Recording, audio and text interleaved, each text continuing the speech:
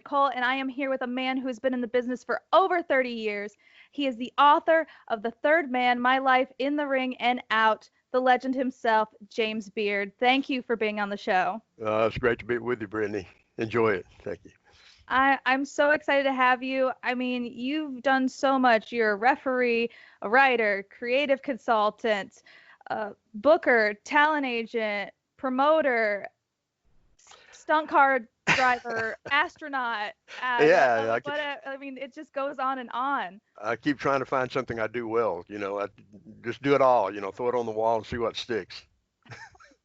I mean, and that's true. I mean, you have done so much. What is your favorite part of all of that, of doing everything? I'm sure you love little bits and pieces of everything, but what is your most favorite job to do Well, in all of the jobs you have?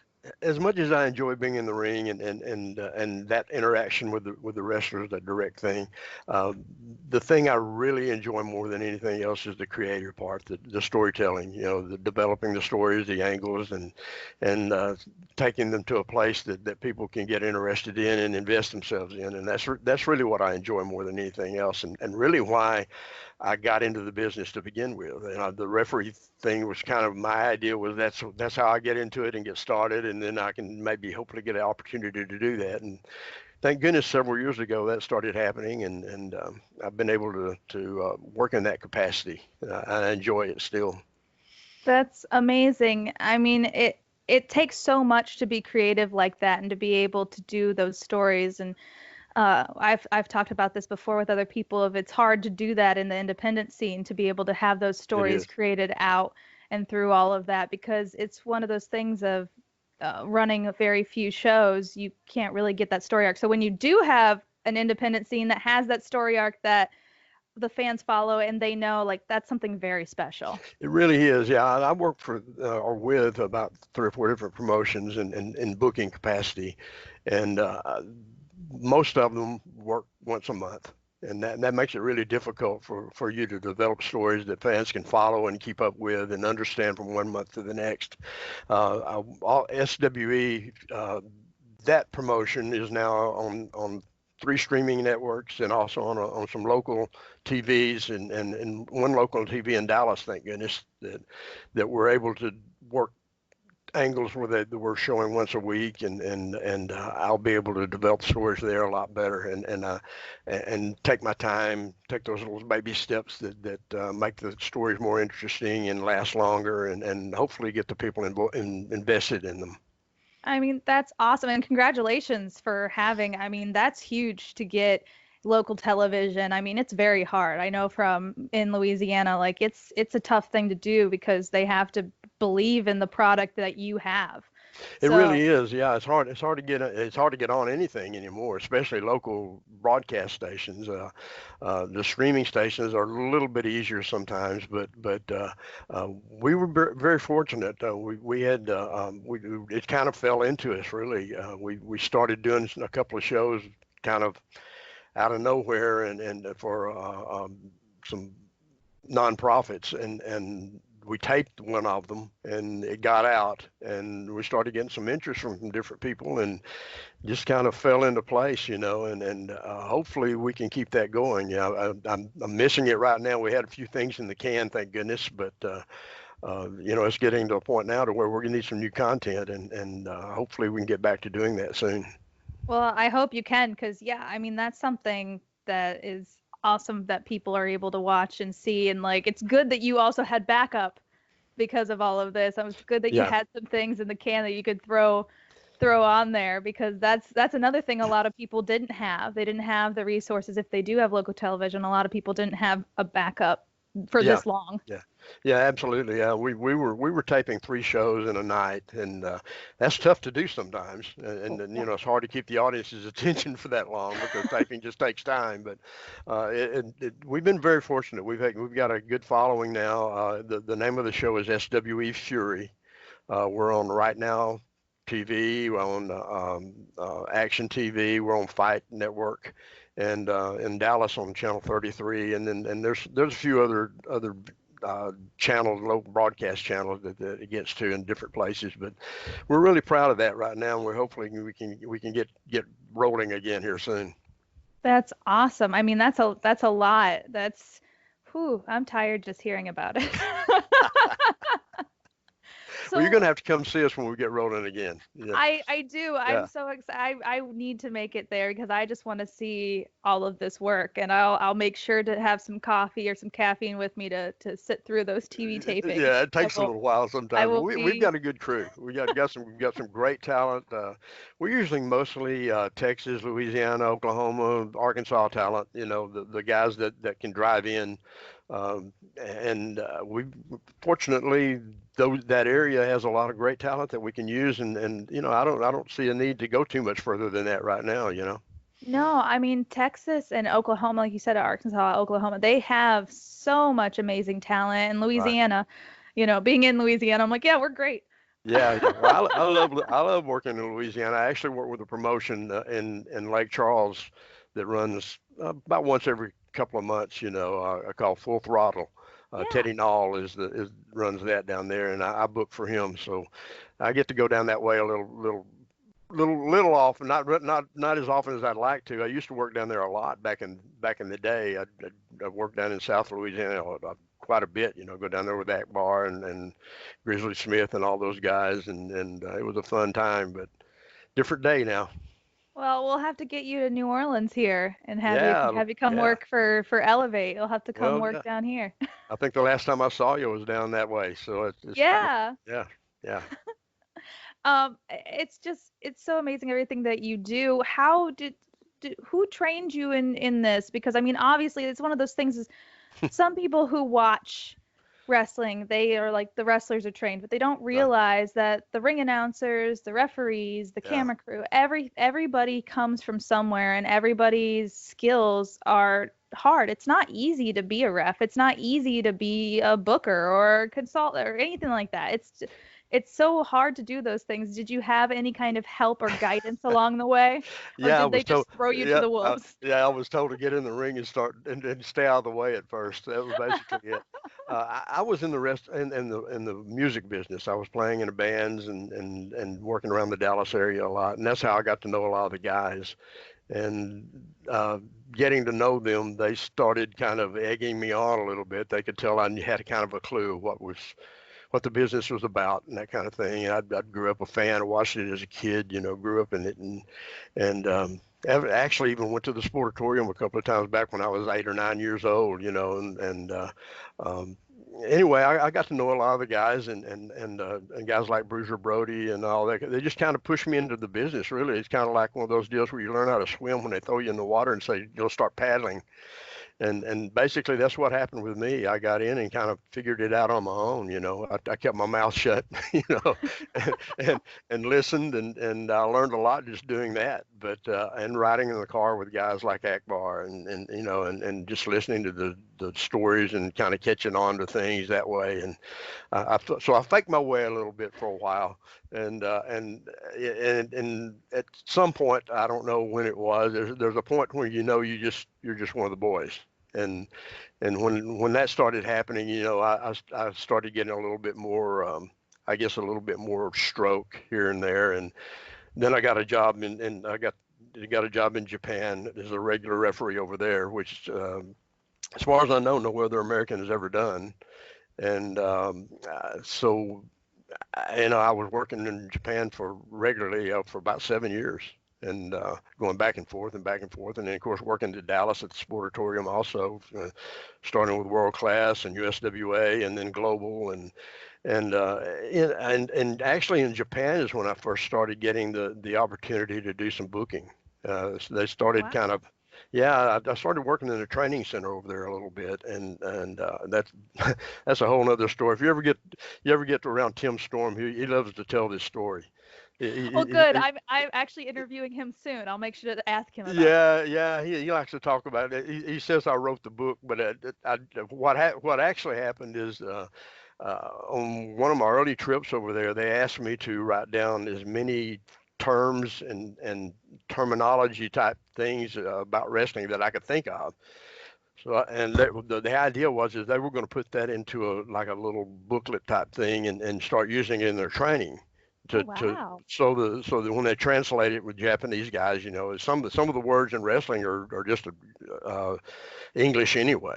They Yeah. don't have a word for it in Japanese, so that they use English. But anyway, that's how it kind of started. And then I got to a point where we'll get in the ring and show them this. So I'd get in the ring and I'd show them this, and it got to a point where I was actually starting to train guys over there and working in the training center. When I'd go over and do a tour, stay over and work in the training center, and then do the next tour, and then I'd come home for a little while and then go back and do all that again. So uh, That is yeah. amazing. Wow. Yeah, so that kind of got me into a point to where they started, well, can you give us a finish here, or can you tell us this, have you got an idea, and I started doing a lot more of that over there, and it kind of gradually it got to a point to where I was, one of the guys they went to for angles and finishes and that kind of thing, and it carried over to being that way over here in the States, so I was very fortunate, that just kind of fell into all of that.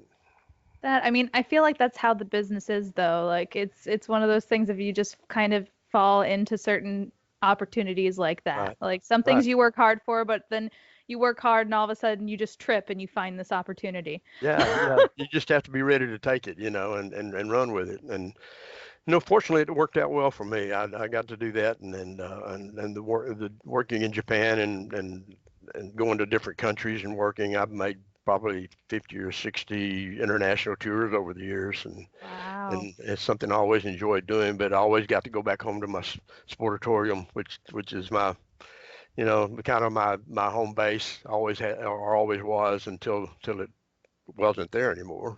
Right. Uh, but yeah, it was a great experience for me, and it's something that I had no idea it was going to happen this way, but it did, and I'm fortunate they kind of threw me in the water. That is, I mean, that's so amazing to go to Japan. And yeah, I don't know. I mean, I'll do research, but I don't know any other American ref who has gone over there and worked full time Right. extensively like Yeah. that. And then also, I'm gonna go with Storm on this one and say you wrote the book on the names. Yeah. Yeah. He makes it sound a lot better than I do, but that's what you need good friends for, though. They kind of make you sound better than you really are. Right. They add the flourish. They're like Yeah. they're your Yeah. hype. He's your Yeah. hype man. He hypes you He's up. my hype guy. Yeah. Yeah. Thank goodness. And he's a good one, man. I tell you. When did you guys first meet? When did you and Tim Storm first Ah, get I, together? well, I don't know that I may have met him before, but uh, John Mantell did a unique kind of tournament back several years ago where he invited a lot of the top independent guys to come in, and we had judges there, Harley Race. Oh gosh, I can't remember all the guys, but a lot of big names were there to judge, and he asked me to be one of those and kind of head up the referee side of it too. And and Tim was kind of he didn't actually enter the tournament, and somebody dropped out, and I think somebody talked him into taking that guy's place. And so he was one of the guys in the tournament that I was involved with, and that's when I became really impressed with him. He actually turned it on and impressed everybody and won the tournament. That's And awesome. yeah, and got this big gold belt, and all this kind of stuff. But anyway, that's where we kind of, I guess, the first time we really connected a lot. And then I started working with CWA in Arkansas, which is an organization he worked with back. Oh, well, I don't remember what year it was now, but anyway, they asked me to come up and do a clinic, and I went up there and did a clinic and said, "Well, you hang over and referee a few matches," and I did that, and then after that, I started working with them every month. And Tim and I would ride up there together, and we just got to know each other really well, and we relate on a lot of different levels, not just in wrestling, but personally, and he's become one of my dearest friends, really, and somebody I'm really close to. So that was a blessing. Yeah. When you can find friends like that, like that's something so special when you're able to find, because there's very few people who are able to find like any kind of work Yeah. setting that Yeah. is a really going to be a close friend in somebody like that. That Yeah. is, I would trust him with anything. Yeah. That's how oh, close we are. Yeah. you hear that, Tim? He trusts you with anything. And especially my hype. Right? Come on. Yeah. I'm gonna. That's the entire Tim Storm interview is just gonna be us hyping you Talk, up. just talk about me. Yeah. Yeah, we do some clinics together also, and he'll even do it there. I mean, that's what a good friend does, I guess. I don't have to hype him. I mean, he's a world champion, so I don't. You It's just just show up and just it's point at him. everybody. Yeah, everybody know. Yeah, there he is. He got the perfect tan and the perfect everything, and he's a perfect storm, and there's Tim. You've had such, I mean, you're still reffing, you're still doing all of this. Do Yeah. you think you're gonna stop anytime soon? Do you Ah, want to stop? Do you wanna? I don't know about wanting to. My body tells me I need to sometimes. I I've really kind of limited the in the ring work a little bit the last couple of years, and concentrated more on just doing the booking and the creative side of things. I still enjoy getting in the ring, especially if it's with guys that I really enjoy working with. And so I'll still get in there and do a couple of matches. I do maybe a couple during our taping. We do 3 tapings, and I might get in and do 2 or 3 matches or something like that. But I have slowed down a little bit, Just a little bit. just a little bit. Yeah, yeah, I mean, yeah, I mean, I've seen you ref, and you're one of the best refs in the biz. Like it's so amazing to see, and that's hard work. Like that, it like really it's is. not There's a lot easy. more to it than people think. I dedicated a whole chapter of my book to refereeing and my take on it and how I feel about it, and I think it's an overlooked aspect of the business these days. For one thing, a lot of places don't even have rules that mean anything anymore. They don't have consistent rules, and they might mean one thing in one match, the next match they throw it out the window. It's kind of like how do the fans understand what they're supposed to be cheering for or looking for if they don't have consistent rules, and that's the first problem. But there's a whole lot of things involved in the referee role that I believe are really important in a match, and I've tried to lay a lot of that out in that book, and uh, that's something I really enjoy doing, especially when I get the chance to be a part of the story with the guys. When you can do that and feel like you've really reached the audience, reached the fans, and made them feel something, then I feel like when you're a part of that, it's satisfying. I still love that. Did you write this book because you felt that there needed to be that kind of voice from someone like you, someone who Uh, isn't like a world-traveled wrestling star, but you are a world-traveled wrestling star, just not the ones that people see in their mind when they think of a wrestler, you know? yeah, well, I appreciate that.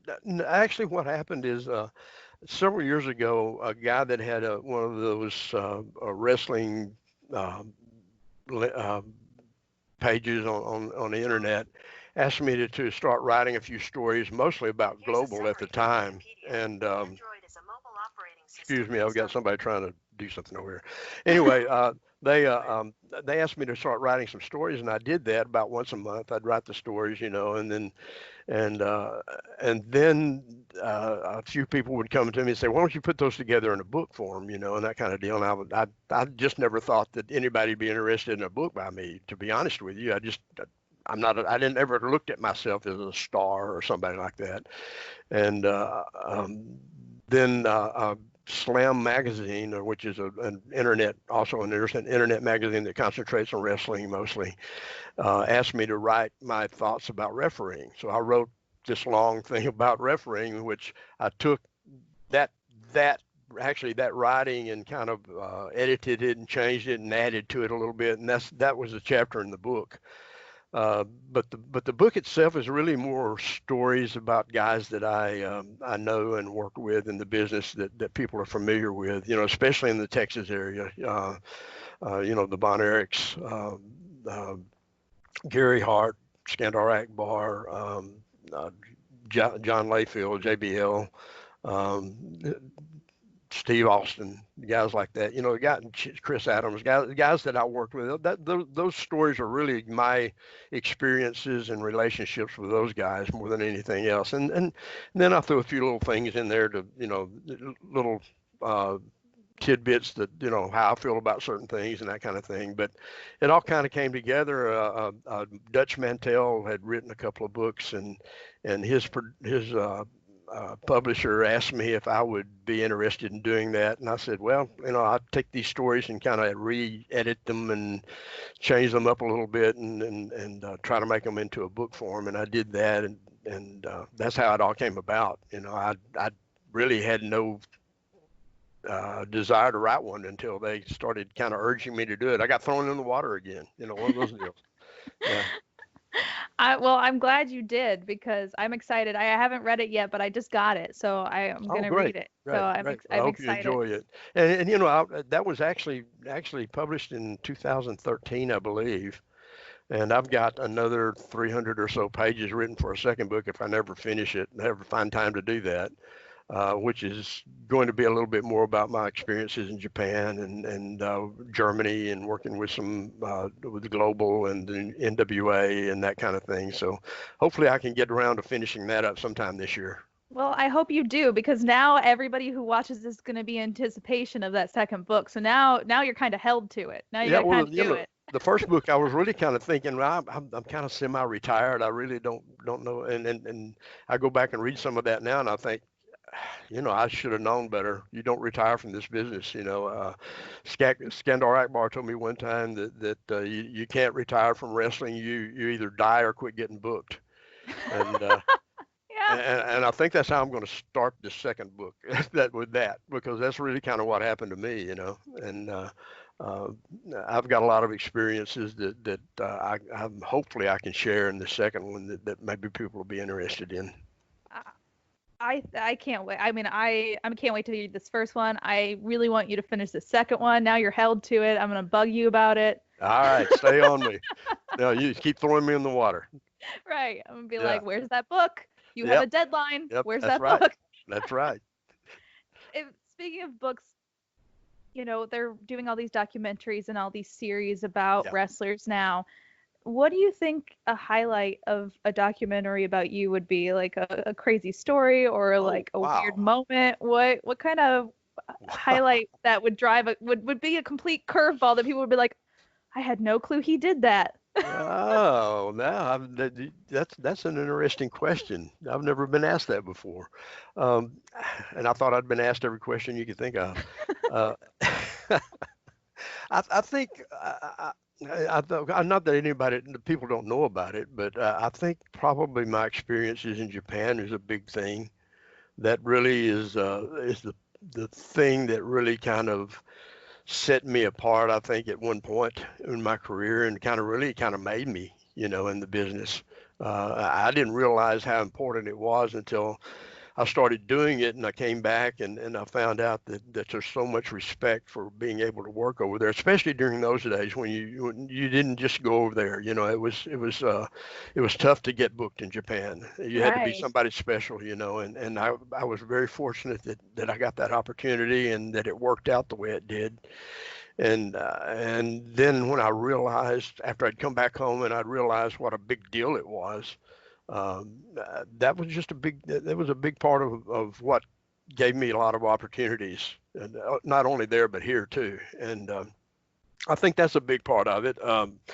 Working with the NWA, that would probably be something people would be really interested in, especially this last little adventure with them, which led to Billy Corgan buying the NWA, and my probably my interaction with David Lagana when all that was happening.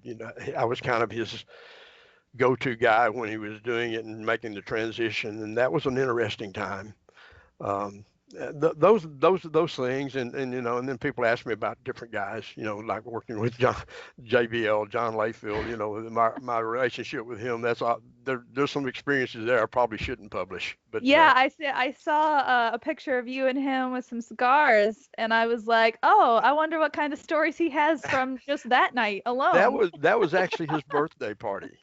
That was back when he was doing I think he was, I don't know, he had long black hair, so he was probably doing the deal with the Blackjacks back then in WWFE, whatever it was then. And that was his birthday party that we were actually kind of acting up there. But John was a special. He was another one of those special relationships I had, and I'm very proud of all he accomplished, by the way, and the things he does nowadays, especially for helping underprivileged kids and that kind of thing. And he's an amazing person. And um, when I was given the referees award at Cauliflower Alley, he came in and did the presentation for me, and that was a big deal. That meant a lot, and some of the things he said was really special, especially right there in front of all those people, and it meant a lot to me. So I think probably some of that.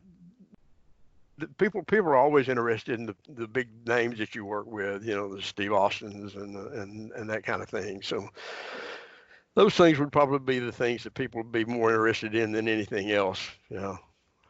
I mean, I'm so interested in it. I mean, everything, your whole career. I mean, it's not even over yet, and that's the thing. Is like Yeah, you're still developing crazy stories Hopefully and there's a moments. few more chapters. Yeah, I hope so.